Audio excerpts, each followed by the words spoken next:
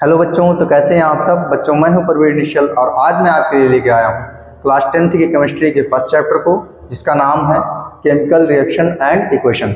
बच्चों, इस चैप्टर को हम बहुत ही इजी वे में आसान तरीके से पढ़ेंगे और सारे डाउट्स आपके क्लियर हो जाएंगे। तो चलिए शुरू करते हैं इस चैप्टर को, केमिकल रिएक्शन एंड इक्वेशन को। शुरू करने से पहले आइए देखते हैं इस चैप्टर में कौन कौन से टॉपिक हमें पढ़ने हैं। तो पढ़ने कौन कौन से टॉपिक हैं हमें इस चैप्टर में।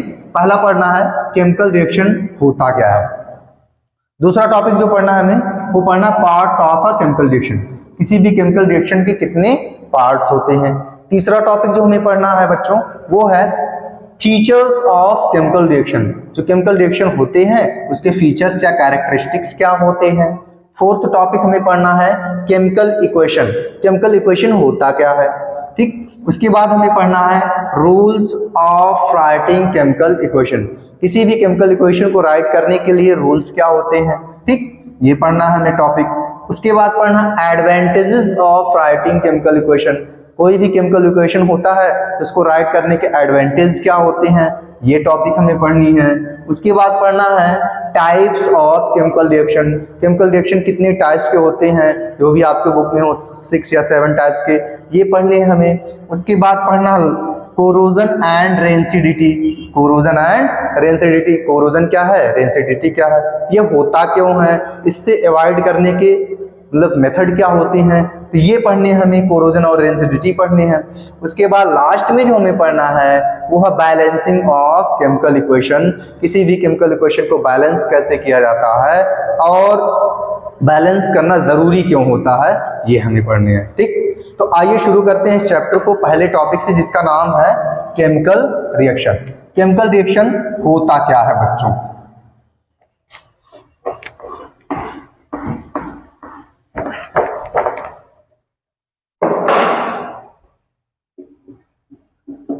केमिकल रिएक्शन क्या होता है बच्चों, आप अपने प्रीवियस क्लासेस में पढ़ते आ रहे हैं कि चेंजेस 2 टाइप्स के होते हैं, 2 तरह के होते हैं। एक होता है फिजिकल चेंज और एक होता है केमिकल चेंज। फिजिकल चेंज क्या होता है कि ऐसे चेंजेस जिसमें सब्सटेंस की केवल फिजिकल प्रॉपर्टीज ही चेंज हो, केमिकल प्रॉपर्टी चेंज ना हो और न्यू सब्सटेंस का फॉर्मेशन ना हो, तो ऐसे चेंजेस को कहते हैं फिजिकल चेंज। जैसे आप पेपर ले लीजिए, अब पेपर जब लेंगे तो उसको जब फाड़ेंगे तो फाड़ने के बाद भी वो क्या रहेगा, पेपर ही रहेगा। पहले भी पेपर था, बाद में भी, फटने के बाद जब 2 पीस हुआ तब भी वो क्या है, पेपर ही है। मतलब उसकी केवल फिजिकल प्रॉपर्टी चेंज हुई, उसका शेप साइज चेंज हुआ और उसके केमिकल प्रॉपर्टी चेंज नहीं हुए, न्यू सब्सटेंस का फॉर्मेशन नहीं हुआ, तो ऐसे चेंजेस को कहते हैं फिजिकल चेंज। जैसे आप ले लीजिए वाटर, वाटर को फ्रीज कर दीजिए, बन जाएगा आइस। तो जब फ्रीज करेंगे आइस बनेगा तो वाटर के मॉलिक्यूल्स क्या होते हैं, H2O होते हैं। लेकिन जब वो फ्रीज होने के बाद आइस में कन्वर्ट होगा तब भी उसके मॉलिक्यूल्स क्या होंगे, H2O ही रहेंगे, कोई दूसरा मॉलिक्यूल नहीं बनेगा। तो यहाँ पर देखिए केवल फिजिकल प्रॉपर्टी चेंज हुई है, लिक्विड था, लिक्विड से फ्रीज होने के बाद सॉलिड बन गया, तो और न्यू सब्सटेंस का फॉर्मेशन नहीं हुआ, तो ऐसे चेंजेस को कहते हैं फिजिकल चेंज। लेकिन केमिकल चेंज क्या होता है बच्चों, ऐसे चेंजेस जिसमें सब्सटेंस की केमिकल प्रॉपर्टी चेंज हो जाए और न्यू सब्सटेंस का फॉर्मेशन हो, न्यू सब्सटेंस का फॉर्मेशन जरूर होगा। तो ऐसे चेंजेस जिसमें सब्सटेंस की केमिकल प्रॉपर्टी चेंज हो जाए और न्यू सब्सटेंस का फॉर्मेशन हो तो उसे कहते हैं केमिकल चेंज। जैसे आप पेपर जो था फाड़े थे, अब उसी पेपर को जला दीजिए, तब जलाएंगे तो पेपर था पहले, लेकिन जलने के बाद वो क्या हो जाएगा, राख हो जाएगा, नया सब्सटेंस बना। उसके बाद उसमें से कार्बन डाइऑक्साइड गैस भी क्या होगी, इवोल्व होगी, वो भी नया सब्सटेंस बना। अब यहाँ पर देखिए नए सब्सटेंस का फॉर्मेशन हो रहा है, राख बन रहा है, कार्बन डाइऑक्साइड गैस इवोल्व हो रही है। तो ऐसे चेंजेस को क्या कहते हैं, केमिकल चेंज कहते हैं। ऐसे चेंजेस को क्या कहते हैं, केमिकल चेंज कहते हैं। जैसे आप मिल्क ले लीजिए, मिल्क को मतलब जब कर्ड बनाएंगे, मिल्क से दही बनाएंगे तो मिल्क की प्रॉपर्टीज बिल्कुल क्या होते हैं, डिफर होती हैं। लेकिन जब दही बनता, कर्ड बनता, तो उसकी प्रॉपर्टी बिल्कुल मिल्क से क्या होती है, डिफर होती है। अब यहाँ पर देखिए मिल्क से नए सब्सटेंस कर्ड का फॉर्मेशन हुआ, दही बना, ठीक है, क्योंकि मिल्क में कार्बोहाइड्रेट होते हैं, सुक्रोज, फ्रक्टोज, लैक्टोज, ये सब होते हैं, और लैक्टोज से लैक्टिक एसिड का बनने के कारण वो क्या हो गया, दही हो गया, नए सब्सटेंस का फॉर्मेशन हुआ। पहले उसमें दूध में लैक्टिक एसिड नहीं था, बाद में लैक्टिक एसिड बना, दूध से दही बन गई, ठीक है। तो यहाँ पर नए सब्सटेंस का फॉर्मेशन हुआ, तो ऐसे चेंजेस को क्या कहते हैं, केमिकल चेंज कहते हैं। और केमिकल चेंज होने के प्रोसेस को ही क्या कहते हैं, केमिकल रिएक्शन कहते हैं। आइए एग्जांपल से समझते हैं। जैसे आप ले लीजिए हाइड्रोजन प्लस ऑक्सीजन, इन दोनों का रिएक्शन कराइए। अब हाइड्रोजन जो होता है बहुत ही ज्यादा कंबस्टिबल गैस होता है, जरा से इसको हीट दो तुरंत ही बर्न कर जाता है, बहुत ज्यादा कंबस्टिबल होता है, ठीक। ऑक्सीजन क्या होता है, कंबशन सपोर्टर होता है, आग को जलने में मदद करता है। लेकिन जब दोनों रिएक्शन करते हैं, दोनों आपस में चेंजिंग करते हैं और चेंज होकर जब वाटर बनता है रिएक्शन के दौरान, तो वाटर क्या करता है, आग को बुझाने का कार्य करता है। अब यहाँ पर देखिए इन दोनों की प्रॉपर्टीज अलग हैं, लेकिन इनसे जो न्यू सब्सटेंस बना इसकी प्रॉपर्टी टोटली इन दोनों से क्या है, अलग है, डिफर है। तो इसे क्या कहेंगे, केमिकल रिएक्शन कहेंगे। इस चेंजिंग में क्या हुआ, केमिकल रिएक्शन हुआ है, ठीक है। तो इसे क्या कहेंगे, केमिकल रिएक्शन। जैसे आप ले लीजिए कैल्शियम कार्बोनेट, कैल्शियम कार्बोनेट को जब आप हीट करेंगे तो बनेगा calcium oxide plus carbon dioxide. अब यहाँ पर देखिए कैल्शियम कार्बोनेट के फीचर बिल्कुल ही क्या होते हैं, अलग होते हैं, और इन दोनों के फीचर इससे बिल्कुल क्या होते हैं, अलग होते हैं। अब यहाँ पर देखिए इनमें चेंजिंग होकर जो न्यू सब्सटेंस बने, इनके फीचर इससे क्या टोटली डिफर है, अलग है। तो ऐसे चेंजेस को क्या कहते हैं, केमिकल रिएक्शन कहते हैं। ऐसे चेंजेस के होने के प्रोसेस को क्या कहते हैं, केमिकल रिएक्शन कहते हैं। जैसे आप ले लीजिए सोडियम प्लस क्लोरीन का रिएक्शन कराएंगे। अब सोडियम जो होता है बहुत ही हाईली रिएक्टिव मेटल होता है, जरा सा ही इसको मतलब जैसे एयर में एक्सपोज करो, तुरंत एयर में एक्सपोज करने के बाद तुरंत ही एयर में मौजूद वाटर वेपर से रिएक्शन करता है और रिएक्शन करके बर्न कर जाता है, ठीक। इसको खाया नहीं जा सकता है। क्लोरीन बहुत ही पॉइजनस गैस होती है, इसको भी यूज नहीं किया जा सकता है, ठीक है। लेकिन जब दोनों रिएक्शन करते हैं, चेंजिंग करने के बाद जब बनाते हैं सोडियम क्लोराइड, तो सोडियम क्लोराइड को कॉमन सॉल्ट कहते हैं, इसको घरों में खाया जाता है। अब यहाँ पर देखिए इसकी प्रॉपर्टी इन दोनों से बिल्कुल क्या है, डिफर है, अलग है, ठीक है। तो यहाँ पर न्यू सब्सटेंस का फॉर्मेशन हुआ जिसकी प्रॉपर्टी इन दोनों से बिल्कुल क्या है, डिफर है, अलग है। तो ऐसे चेंजेस को क्या कहते हैं, केमिकल रिएक्शन कहते हैं। मीन्स आप केमिकल रिएक्शन को डिफाइन कर सकते हो। मैं बच्चों डिफिनीशन लिख नहीं रहा हूं, ऐसे ओरली बोल रहा हूं। अगर आपको लिखना है डिफिनीशन तो आप पेपर और पेन लेकर बैठिए, तुरंत आप कॉपी में पेपर में उसको नोट करते रहिए। तो केमिकल रिएक्शन को आप डिफाइन कर सकते हो कि the process in which a single substance और substances undergo change to produce new substances with new chemical properties are called chemical reaction, ठीक। The process in which a single substance or substances undergo change to produce new substances with new chemical properties are called chemical reaction, ठीक है। ये था आपका बच्चों पहला topic. उसके बाद दूसरा टॉपिक जो आपका है वो है parts of a chemical reaction. तो किसी भी केमिकल रिएक्शन के दो पार्ट होते हैं, एक होता है रिएक्टेंट और एक होता है प्रोडक्ट। किसी भी केमिकल रिएक्शन के दो पार्ट होते हैं, एक होता है रिएक्टेंट, एक होता है प्रोडक्ट। रिएक्टेंट क्या होते हैं, ऐसे सब्सटेंस जो किसी भी केमिकल रिएक्शन में पार्टिसिपेट करते हैं उन्हें रिएक्टेंट कहते हैं। जैसे ऑक्सीजन, हाइड्रोजन और ऑक्सीजन ने इस केमिकल रिएक्शन में पार्टिसिपेट किया है, ये रिएक्टेंट है। कैल्शियम कार्बोनेट ने इस केमिकल रिएक्शन में पार्टिसिपेट किया तो ये रिएक्टेंट है। सोडियम और क्लोरीन ने इस केमिकल रिएक्शन में पार्टिसिपेट किया तो ये रिएक्टेंट है। तो जो सब्सटेंस किसी भी केमिकल रिएक्शन में पार्टिसिपेट करते हैं उस सब्सटेंस को, चाहे वो एक हो चाहे एक से ज्यादा हो, उसे रिएक्टेंट कहते हैं। मींस आप रिएक्टेंट को डिफाइन कर सकते हो कि substances those take part in a chemical reaction। ऐसे सब्सटेंसेस जो केमिकल रिएक्शन में पार्टिसिपेट करते हैं उन्हें क्या कहते हैं, रिएक्टेंट कहते हैं। और प्रोडक्ट क्या होते हैं बच्चों, केमिकल रिएक्शन के दौरान जो न्यू सब्सटेंस का फॉर्मेशन होता है, जो नए सब्सटेंस बनते हैं उन्हीं को प्रोडक्ट कहते हैं। जैसे हाइड्रोजन और ऑक्सीजन ने रिएक्शन किया, रिएक्शन के दौरान इसमें बना वाटर, तो वाटर क्या होगा, न्यू सब्सटेंस का बना है तो ये प्रोडक्ट होगा। जैसे कैल्शियम कार्बोनेट को हीट करने पर बना calcium oxide, carbon dioxide new substance, तो ये क्या है, प्रोडक्ट है। जैसे सोडियम और क्लोरीन रिएक्शन करके सोडियम क्लोराइड बनाया है न्यू सब्सटेंस, तो ये क्या है, प्रोडक्ट है। तो प्रोडक्ट जो होते हैं बच्चों, जो रिएक्शन के दौरान सब्सटेंस नए बनते हैं उन्हीं को क्या कहते हैं, प्रोडक्ट। मींस आप प्रोडक्ट्स को डिफाइन कर सकते हो कि substances those are form during a chemical reaction। वे सब्सटेंस जो किसी भी केमिकल रिएक्शन के दौरान बनते हैं उन्हें क्या कहते हैं, प्रोडक्ट कहते हैं।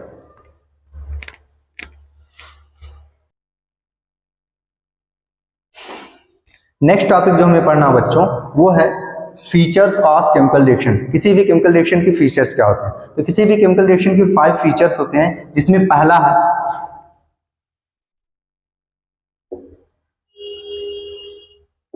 Evolution of gas. कुछ केमिकल रिएक्शन ऐसे होते हैं जिसमें गैस इवोल्व होता है, गैस निकलता है। तो गैस के निकलने से आप कह सकते हो कि यहाँ पर केमिकल रिएक्शन परफॉर्म हो रहा है। जैसे आइए एग्जांपल से समझते हैं। जैसे ले लीजिए जिंक का H2SO4 सल्फ्यूरिक एसिड से रिएक्शन कराएंगे तो बनेगा जिंक सल्फेट प्लस यहाँ पर हाइड्रोजन गैस इवोल्व हो जाएगा। अब यहाँ पर हाइड्रोजन गैस इवोल्व हो रहा है, मीन्स यहाँ पर केमिकल रिएक्शन परफॉर्म हो रहा है। क्यों? क्योंकि इवोल्यूशन ऑफ गैस जो क्या है, केमिकल रिएक्शन का एक फीचर है। ठीक है, किसी भी चेंजेस में अगर गैस इवोल्व हो रहा है तो इसका मतलब वहां पर आप कह सकते हैं केमिकल रिएक्शन परफॉर्म हो रहा है। जैसे आप ले लीजिए लेड नाइट्रेट। लेड नाइट्रेट को जब आप हीट करेंगे तो बनेगा लेड ऑक्साइड, नाइट्रोजन डाइऑक्साइड और ऑक्सीजन गैस इवोल्व होगा। अब यहाँ पर देखिए 2 गैस इवोल्व हो रहा है। अब यहाँ पर गैस इवोल्व हो रहे हैं, मींस इस चेंज में क्या हो रहा है, केमिकल रिएक्शन परफॉर्म हो रहा है। क्यों? क्योंकि गैस का इवोल्व होना क्या है, केमिकल रिएक्शन का एक फीचर है। जैसे आप ले लीजिए कैल्शियम कार्बोनेट, इसको हीट कर लो। हीट करेंगे तो बनेगा कैल्शियम ऑक्साइड, कार्बन डाइऑक्साइड। अब यहाँ पर देखिए कार्बन डाइऑक्साइड गैस इवोल्व हो रहा है, मींस इस चेंज में केमिकल रिएक्शन परफॉर्म हो रहा है। क्यों? क्योंकि इवोल्यूशन ऑफ गैस जो क्या है, केमिकल रिएक्शन का एक फीचर है। इस प्रकार से बहुत सारे एग्जांपल है। जैसे आप ले लीजिए सोडियम बाइकार्बोनेट को हीट करेंगे तो बनेगा sodium carbonate, carbon dioxide gas evolve होगा और वाटर बनेगा।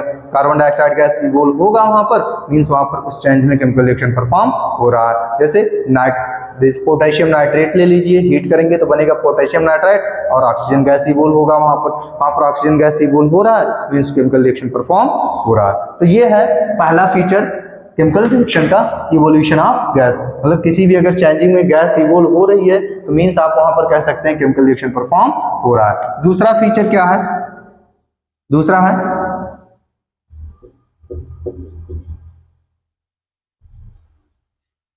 फॉर्मेशन ऑफ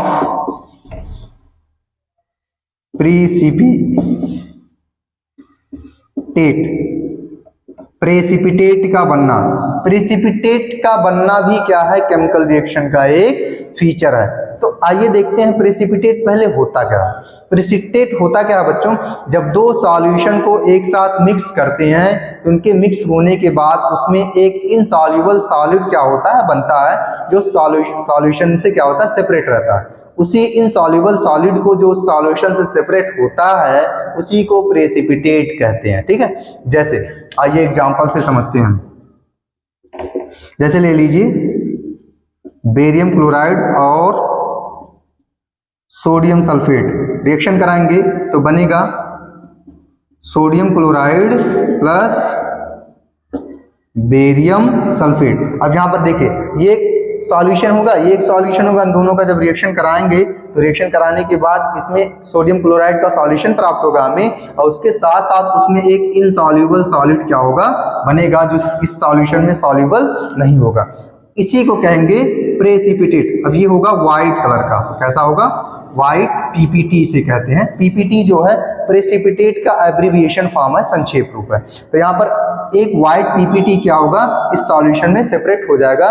तो यहाँ पर देखिए प्रेसिपिटेट बन रहा है, मींस इस चेंज में केमिकल रिएक्शन परफॉर्म हो रहा है। क्यों? क्योंकि फॉर्मेशन ऑफ प्रेसिपिटेट क्या है, केमिकल रिएक्शन का एक फीचर है। जैसे आप ले लीजिए दूसरा एग्जांपल, जैसे ले लीजिए sodium chloride plus silver nitrate, sodium chloride plus silver nitrate, इन दोनों का रिएक्शन कराएंगे तो बनेगा क्या, बनेगा sodium nitrate plus silver chloride, sodium nitrate plus silver chloride. अब यहां पर देखिए इसके जब आप सॉल्यूशन को लेंगे और इसके भी सॉल्यूशन को जब आप लेंगे, दोनों में रिएक्शन कराएंगे, तो एक सोडियम नाइट्रेट का एक सॉल्यूशन प्राप्त होगा और उसके साथ साथ उसमें एक व्हाइट प्रेसिपिटेट बनेगा। सिल्वर क्लोराइड का क्या बनेगा? व्हाइट प्रेसिपिटेट बनेगा।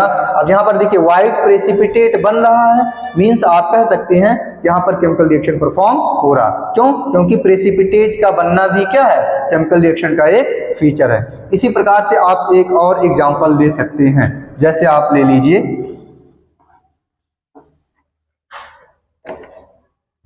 जैसे ले लीजिए CH3COO लेड एसीटेट। क्या लेंगे?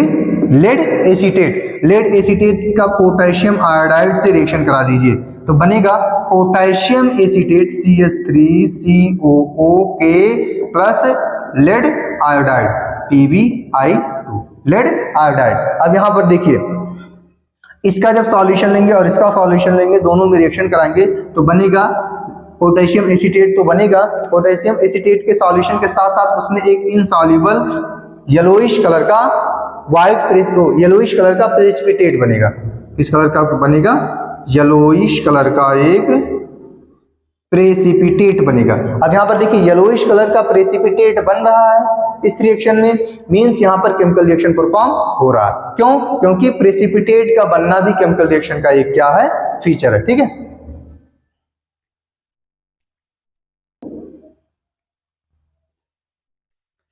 उसके बाद जो नेक्स्ट फीचर बच्चों पढ़ना आपको केमिकल रिएक्शन का, वो है चेंज इन टेम्परेचर, ताप में परिवर्तन। कुछ ऐसे भी चेंजेस होते हैं जिसमें जब वो परफॉर्म हो रहे होते हैं तो उसमें टेम्परेचर चेंज हो जाते हैं। सराउंडिंग का टेम्परेचर क्या होता है? चेंज होता है, तो राइज कर जाता है या तो कम हो जाता है, डिक्रीज हो जाता है। ठीक है, तो जब टेम्परेचर चेंज होगा तो वहां पर भी आप कह सकते हैं केमिकल रिएक्शन परफॉर्म हो रहा। क्यों? क्योंकि चेंज इन टेम्परेचर भी क्या केमिकल रिएक्शन का एक फीचर है। आइए एग्जाम्पल से देखते हैं, जैसे आप ले लीजिए कैल्शियम ऑक्साइड को वाटर से जब रिएक्शन कराएंगे तो बनेगा कैल्शियम हाइड्रोक्साइड और उसके साथ साथ हीट एनर्जी रिलीज होगी। क्या रिलीज होगी? हीट एनर्जी रिलीज होगी। अब यहां पर इसे कहते हैं क्विक लाइन, क्विक लाइन, और इसको कहते हैं slaked line. Quick line, slack line. तो जब कैल्शियम ऑक्साइड को जल से रिएक्शन कराते हैं तो जिस कंटेनर में ये रिएक्शन परफॉर्म कराया जाता है उस कंटेनर का टेम्परेचर बहुत ज्यादा बढ़ जाता है। क्यों बढ़ जाता है? कि जब ये दोनों रिएक्शन करके कैल्शियम हाइड्रोक्साइड बनाते हैं तो कैल्शियम हाइड्रोक्साइड बनाने के साथ साथ इसमें से बहुत अधिक मात्रा में क्या होती है? हीट एनर्जी रिलीज होती है। क्या होती है? हीट एनर्जी रिलीज होती है। तो इसीलिए क्या होता है, यहाँ का टेम्परेचर चेंज हो जाता है और टेम्परेचर चेंज होना भी क्या है? केमिकल रिएक्शन का एक फीचर है। मींस आप कह सकते हैं यहाँ पर इस चेंज में केमिकल रिएक्शन परफॉर्म हो रहा है। ठीक है, जैसे आप ले लीजिए ammonium chloride NH4Cl plus BaOH का whole twice barium hydroxide. Ammonium chloride barium hydroxide का रिएक्शन कराएंगे तो बनेगा barium chloride plus ammonium hydroxide. अब यहां पर देखिए इसके इक्वस फॉर्म को इसके इक्वस फॉर्म को जब लेकर जिस टेस्ट ट्यूब में रिएक्शन कराएंगे, जैसे एक टेस्ट ट्यूब ले लेंगे उसमें रिएक्शन कराएंगे इन दोनों को डालकर, अमोनियम क्लोराइड बेरियम हाइड्रोक्साइड को डालकर जब रिएक्शन कराएंगे तो टेस्ट ट्यूब का जो बॉटम होगा, बॉटम तल, वो बहुत ज्यादा ठंडा हो जाएगा। बहुत ज्यादा नहीं होगा, मतलब ठंडा हो जाएगा। क्यों ठंडा हो जाएगा? क्योंकि इस रिएक्शन को परफॉर्म करने के लिए टेम्परेचर चाहिए होती है, उसे हीट चाहिए होता है। तो वो हीट क्या करता है? सराउंडिंग से एब्जॉर्ब करता है रिएक्शन को परफॉर्म करने के लिए। जब वो हीट को एब्जॉर्ब करता है तो बॉटम क्या होता है? उसका ठंडा हो जाता है हीट को एब्जॉर्ब करने की वजह से। ठीक है, तो यहाँ पर देखिए टेम्परेचर चेंज हुआ, टेम्परेचर चेंज हुआ सराउंडिंग का। तो जो टेम्परेचर चेंज हुआ मीन्स यहाँ पर क्या कह सकते हैं आप? केमिकल रिएक्शन इस चेंजिंग में परफॉर्म हो रहा है। क्यों? क्योंकि केमिकल चेंज इन टेम्परेचर भी क्या है? केमिकल रिएक्शन का एक फीचर है। तो अगर किसी भी चेंजिंग में टेम्परेचर चेंज हो रहा है तो उसको भी आप कह सकते हैं कि वहां पर केमिकल रिएक्शन परफॉर्म हो रहा है। क्यों? क्योंकि चेंज इन टेम्परेचर भी क्या? केमिकल रिएक्शन का एक फीचर। ठीक है,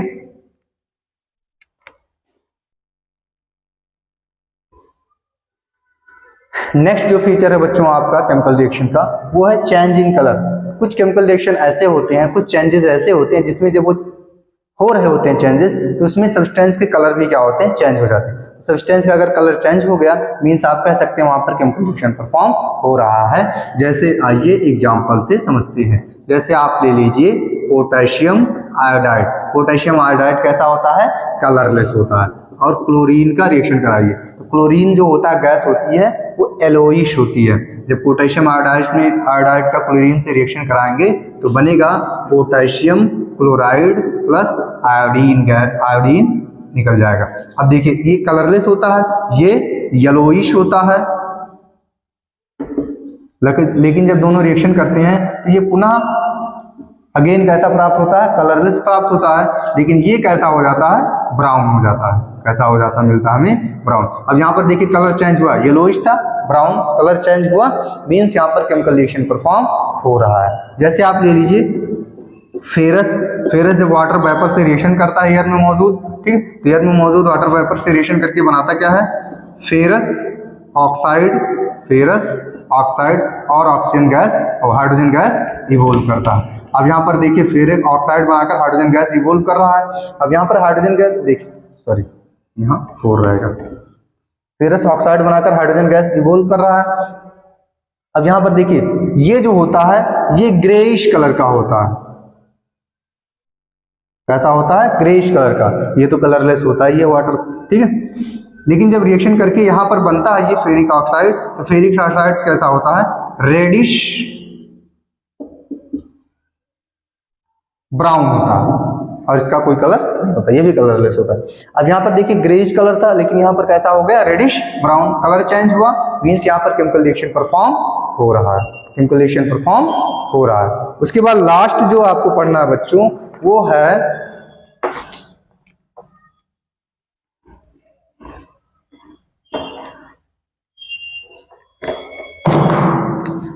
चेंज इन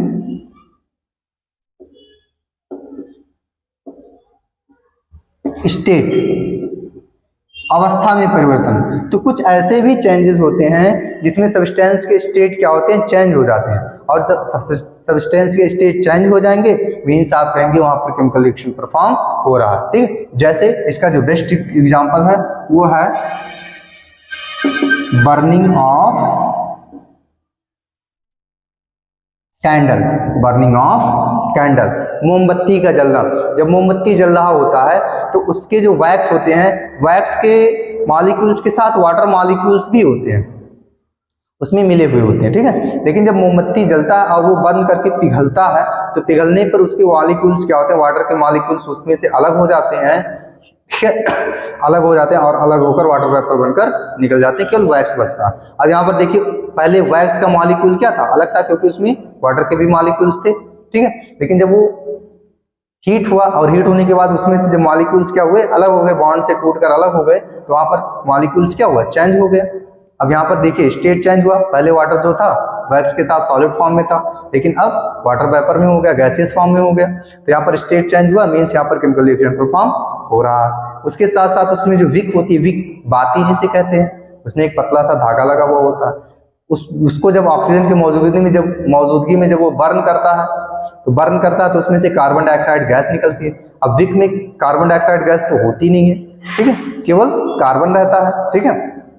लेकिन जब ऑक्सीजन के प्रेजेंस में क्या करता है, बर्न करता है, तो कार्बन डाइऑक्साइड गैस निकलती है। वहां पर कार्बन क्या हुआ, सॉलिड था, सॉलिड से गैस बन गया। अब वहां पर स्टेट चेंज हुआ मीन्स वहां पर केमिकल रिएक्शन परफॉर्म हो रहा। तो ये 5 फीचर्स होते हैं सब्सटेंस को केमिकल रिएक्शन के। पहला है कि इवोल्यूशन ऑफ गैस, दूसरा है फॉर्मेशन ऑफ प्रेसिपिटेट, तीसरा चेंज इन टेम्परेचर, फोर्थ जो है चेंज इन कलर, और जो फिफ्थ है वो है change in state.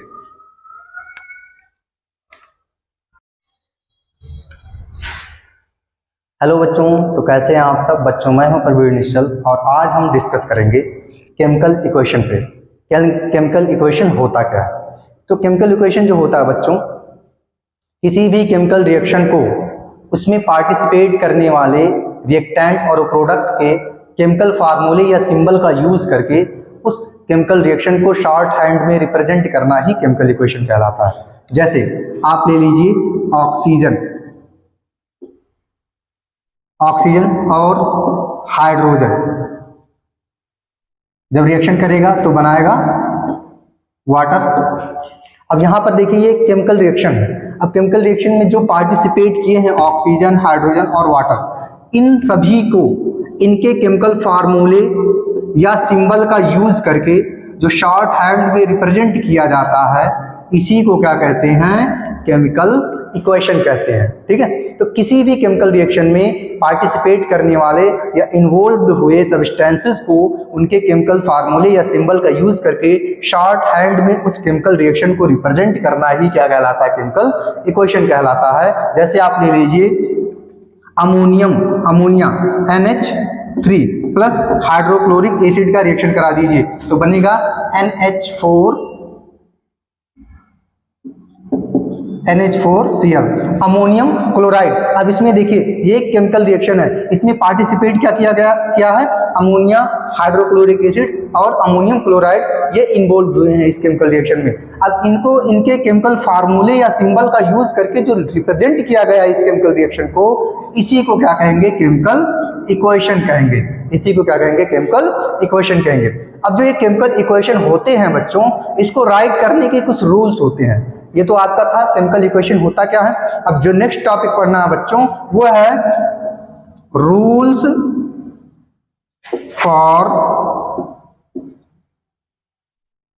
Writing chemical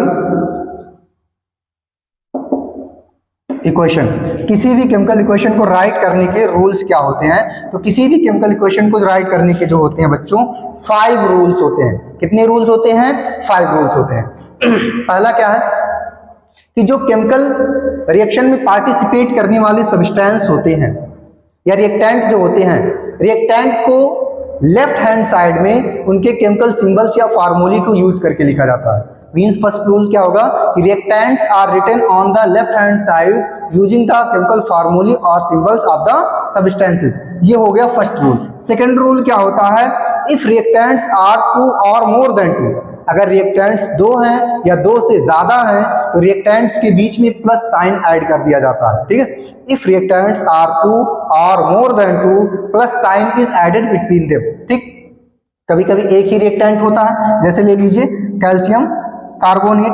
अब कैल्शियम कार्बोनेट को हीट करेंगे तो बनेगा calcium oxide plus carbon dioxide. अब यहाँ पर रिएक्टेंट एक है तो रिएक्टेंट एक है तो इसलिए इसमें प्लस साइन ऐड करने की जरूरत नहीं है। प्लस साइन कभी ऐड करेंगे जब रिएक्टेंट 2 हो या 2 से ज्यादा हो, 2 हो या मोर देन 2 हो, तब रिएक्टेंट्स के बीच में प्लस साइन ऐड कर दिया जाता है। ये था सेकंड रूल। थर्ड रूल क्या है? थर्ड रूल है कि जो प्रोडक्ट होते हैं उनको केमिकल इक्वेशन में राइट हैंड साइड में उनके केमिकल फार्मूले या सिंबल का यूज करके लिखा जाता है।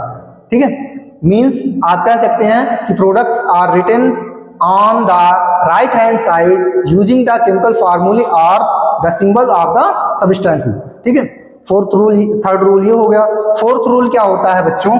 फोर्थ रूल है कि अगर प्रोडक्ट 2 है या 2 से ज्यादा है, प्रोडक्ट जैसे यहाँ 2 है या 2 से ज्यादा है, कहीं कहीं एक ही होता है, तो अगर प्रोडक्ट 2 है या 2 से ज्यादा है तो प्रोडक्ट के बीच में प्लस साइन ऐड कर दिया जाता है। मींस फोर्थ रूल क्या होगा? If product are 2 or more than 2 plus sign is added between them. ठीक, कहीं कहीं एक ही होता है प्रोडक्ट, तो यहाँ पर जब एक है, प्रोडक्ट एक है तो इसमें प्लस साइन ऐड करने की जरूरत नहीं है। जब प्रोडक्ट 2 रहेगा या 2 से ज्यादा रहेगा तभी उसमें प्लस साइन ऐड किया जाएगा। ठीक है, और जब रिएक्टेंट 2 रहेगा या 2 से ज्यादा रहेगा तभी उसमें प्लस साइन ऐड किया जाएगा। अगर रिएक्टेंट 1 है तो उसमें प्लस साइन ऐड करने की जरूरत नहीं है, अगर प्रोडक्ट 1 है तो उसमें प्लस साइन ऐड करने की जरूरत नहीं है। तो फोर्थ रूल क्या होगा? Product are written on the right hand side using the symbol और formulae of the substances. Fifth rule क्या होता है बच्चों?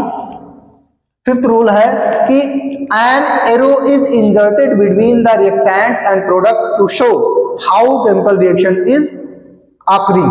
कोई भी केमिकल रिएक्शन कैसे परफॉर्म हो रहा है इसको प्रदर्शित करने के लिए, इसको रिप्रेजेंट करने के लिए प्लस साइन क्या किया जाता है? रिएक्टेंट और प्रोडक्ट के बीच में ऐड कर दिया जाता है। प्लस साइन को एरो ऐड कर दिया जाता है। सॉरी, कोई भी केमिकल रिएक्शन कैसे परफॉर्म हो रहा है इस को शो करने के लिए, रिप्रेजेंट करने के लिए रिएक्टेंट और प्रोडक्ट के बीच में एक एरो क्या किया जाता है, इंसर्ट कर दिया जाता है। तो इस प्रकार से 5 रूल्स होते हैं किसी भी केमिकल इक्वेशन को राइट करने के। First one is reactants are written on the left hand side using the symbol or formula of the substances. Second, if reactants are 2 or more than 2, plus sign is added between them. Third क्या होगा, product are written on the right hand side using the symbol or formula of the substances. Fourth rule क्या होगा, if product are 2 or more than 2, plus sign is added between them. अगर product 2 है या 2 से ज्यादा तभी उसमें plus sign add किया जाएगा। और फिफ्थ क्या है कि an arrow is inserted between reactant and product to show how chemical reaction is occurring. कोई भी केमिकल रिएक्शन कैसे परफॉर्म हो रहा है इसको दर्शाने के लिए रिएक्टेंट और प्रोडक्ट के बीच में एक एरो क्या कर दिया जाता है, इंसर्ट कर दिया जाता है।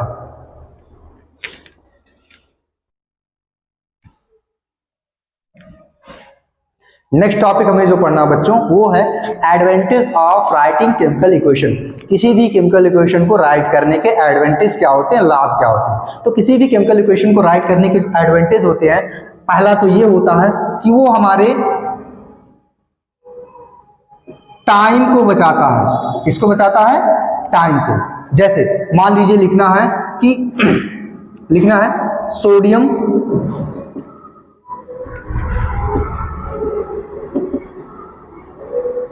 Plus chlorine. सोडियम और क्लोरीन का रिएक्शन कराएंगे तो बनेगा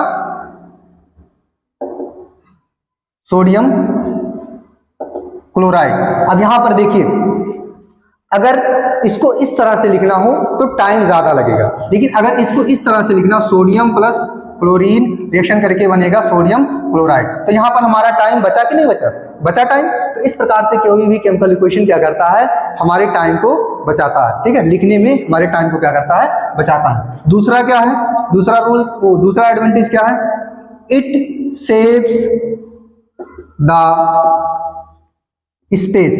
ये स्पेस को भी बचाता है। जैसे इसको लिखना हुआ तो इसको लिखने में देखिए स्पेस ज्यादा कवर किया है ये केमिकल इक्वेशन राइट करने के लिए स्पेस ज्यादा कवर किया गया है, लेकिन इसको राइट करने में स्पेस ज्यादा कवर नहीं हुआ। तो ये हमारे स्पेस को भी बचाता है, टाइम बचाता है केमिकल इक्वेशन, और उसके साथ साथ स्पेस को भी क्या करता है, बचाता है। तीसरा क्या है, केमिकल इक्वेशन में जो सब्सटेंस इन्वॉल्व होते हैं उनके केमिकल फार्मूले या सिंबल का यूज पूरे वर्ल्ड में होता है। ये नहीं कि यहाँ पर सोडियम का यूज इंडिया में नहीं करेंगे तो अमेरिका में कुछ और कहने लगेंगे, ठीक है, और रसिया में कुछ और कहेंगे।